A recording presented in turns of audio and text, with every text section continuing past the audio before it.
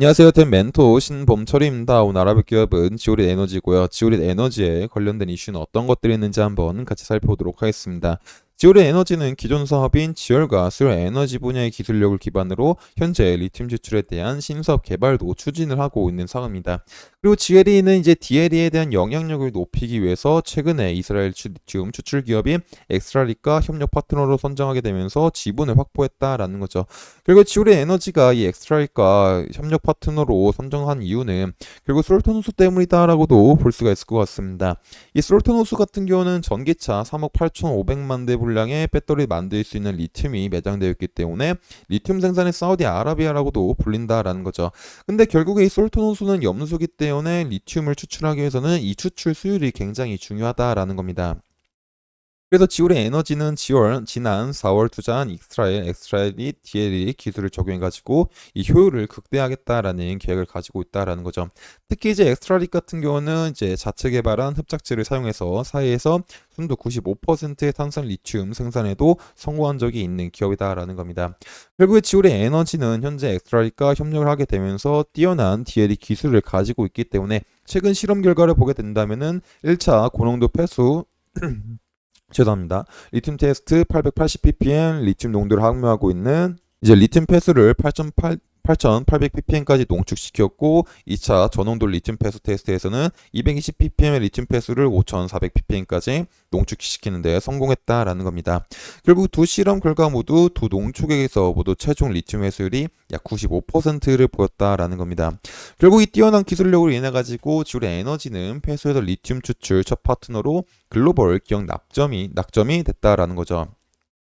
그래서 기사를 보게 된다면은 이 글로벌 2차 전지 소재 기업을 첫 번째 파일럿 플랜트 설치 기업으로 확정했다라는 겁니다. 결국에 지올의 에너지가 이 기술력을 인정을 받아서 이 파일럿 플랜트 설치 기업을 확정이 됐긴 했지만은 아직까지는 이 리튬을 추출해 가지고 추가적인 매출을 내주고 있는 상황은 아니다라는 거는 이제 인지를 하시면 좋지 않을까 싶습니다. 그리고 특히 지올릿 에너지는 이 리튬 추출을 통해서 상용화 시점을 24년도로 잡고 있긴 하지만 이 계획은 언제든지 틀어질 수도 있다라는 점이죠. 결국 이 지올의 에너지가 이 리튬에 대한 추출로서 기대감으로 주가가 상승할 수 있겠지만은 아직까지는 지올의 에너지가 이 사업을 통해 가지고 추가적으로 많은 매출을 올리고 있는 상황은 아니다라는 점을 유의를 하게 되면서 이제 리튬 추출 사업이 앞으로 어떻게 진행될지를 꾸준하게 살펴봐야 될 것 같습니다. 그래서 이런 부분들은 제가 지속적으로 살펴봐서 여러분들한테 알려드릴 예정이다 보니까 지로 에너지에 관심 있으신 분들은 제 영상을 చూ시면 감사하겠습니다. 그리고 이제 아직까지는 이 지오릿 에너지가 리튬 추출을 통해서 매출을 올리고 있는 상황은 아니지만은 결국 이 리튬 사업에 진출한 만큼 앞으로 지오릿 에너지 매출에 지대한 영향을 끼치고 있는 건 바로 이 리튬에 대한 가격이다라는 겁니다. 그래서 현재 이 리튬에 대한 가격이 어떤지 한번 같이 살펴보도록 하겠습니다. 일단 이제 리튬 가격 같은 경우는 최근에 조금 반등은 해줬다라는 겁니다. 근데 이 반등을 했었던 이유가 이제 전방 산업인 전기차의 업황이 호전이 되게 되면서 배터리에 대한 재고가 줄어들고 또 이제 배터리에 대한 수주 계약이 늘어나게 되면서 리튬에 대한 소비량이 늘어나서 그랬던 건 아니다라는 겁니다. 그 리튬이 반등했었던 이유는 이제 최근에도 수요에 비해서 수요가 공급을 따라가지 못하고 있지만 이 리튬 가격이 지속적으로 하락하고 있기 때문에 기업들이 리튬 폐기물에 대한 처리 비용을 감당할 수가 없게 된 상황이고 또 환경오염 문제로 중국 이춘시 일부 리튬 기업들의 공장 가동이 중단될 거라는 소식을 통해서 이제 반등했다라는 겁니다. 그래서 이제 저번 달 4일 기준으로 해가지고 톤당 99,500위안을 기록하게 됐다라는 거죠. 그리고 이제 4월달 지난 시점에서 현재는 그래도 심리적인 마지노선이 이제 톤당 10만 톤 위안까지는 각각 상승해준 모습을 보여주고 있다라는 겁니다. 하지만 결국 지금 이 리튬 가격이 이제 심리적 마지노선까지는 상승해 줬지만은 전방 산업인 전기차 수요가 회복이 되지 않는다면은 이 리튬 가격에 대한 상승이 일시적인 부분은 있을 수 있다라는 점도 인지를 하셔야 되지 않을까 싶습니다. 결국 이제 이 업황이 회복이 되지 않는다면은 이 리튬 가격이 지속적으로 상승하지 않을 거라는 게 중론이다라고 보면 좋을 것 같습니다. 그리고 현재 이제 전방 산업도 이제 유럽 쪽에서도 이 전기차의 판매가 굉장히 둔화가 된 모습을 보여주고 있다라는 거죠. 결국 유럽 쪽은 가장 많이 전기차를 소비하는 지역인데 최근 이 보조금 폐지에 대한 이슈와 이 금리 인상 여파로 인해서 전기차 판매에 대한 성장률이 전년비보다 굉장히 많이 상승하지 않았다라고 보시면 될 것 같습니다. 그러다 보니까는 이 전기차에 대한 성장률 둔화가 되다 보니까는 24년도 1분기에 대한 양극재 수주 판매량도 그렇게 많진 않다라는 거죠.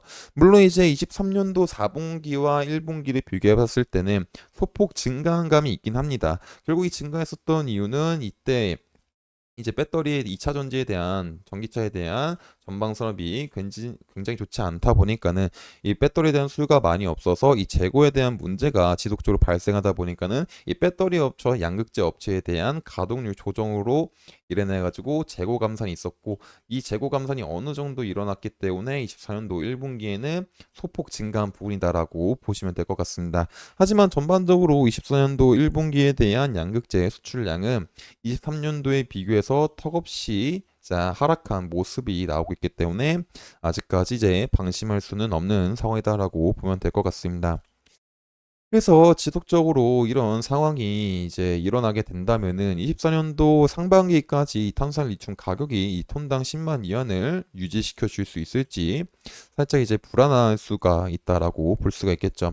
하지만 전기차 같은 경우는 지금 당장 이제 상황이 조금 안 좋지만은 이제 상저하고에 대한 모습을 보여줄 수 있기 때문에 이에 따라서 탄산 리튬도 조금은 반등해주는 흐름이 나올 수도 있지 않을까 싶습니다. 그래서 이런 부분들도 제가 지속적으로 확인을 해봐서 여러분들한테 알려드릴 예정이다 보니까 지오릿 에너지에 관심 있으신 분들은 제 영상을 시청해주시면 감사하겠습니다. 지오릿 에너지에 대한 주가도 한번 같이 살펴보도록 하겠습니다. 일단 지오릿 에너지 같은 경우는 저점인 1,500원 부근에서부터 소폭 반등이 오게 되면서 이제 장중에는 약 3,790원까지도 갔었다라는 거죠. 하지만 결국에 이 3,950원 부분은 이 매물대가 있는 부분이었기 때문에 이 부분을 튀어넘지 못하고 가격이 눌렸다라고 보시면 될 것 같습니다. 그리고 이제 그 뒤로도 지속적으로 가격은 조금씩은 이제 빠져주고 있죠. 그리고 며칠 전에 다시 상승이 나오나 싶었지만은 이 3,000원 부근을 제대로 돌파하지 못하고 이 매도 물량이 나오게 되면서 가격이 조금은 눌리고 있다라고 보시면 될 것 같습니다. 그래서 지금 당장은 얘가 이 3,000원 부근이 강한 매물대 부근이기 때문에 이 부근을 쉽사리 돌파하기에는 조금 쉽지 않다라고도 볼 수가 있을 것 같습니다. 그래서 지울의 에너지 같은 경우는 지금 당장 상승 시나리오를 보기보다는 일단은 관망을 하게 되면서 이제 이 부근에서 추가적인 이탈이 없는지를 확인하고 또 이제 3,000원 부근을 이탈이 없는 상황에서 3,000원 부근을 이제 돌파를 하는지 확인하고 이 3,000원 부근을 돌파했을 때는 이 부분을 잘 지지를 해주면서 다시 반등이 올지를 생각해 봐야 되지 않을까 싶습니다. 그래서 지금은 어떤 상승과 하락보다는 관망하는 시나리오가 어떤 낫지 않을까 싶습니다. 그래서 이런 부분들은 제가 지속적으로 확인을 해서 여러분들한테 알려드릴 예정이다 보니까 지울의 에너지에 관심이 있으신 분들은 제 영상을 시청해 주시면 감사하겠습니다. 이상 대형 멘토 신범철이었습니다.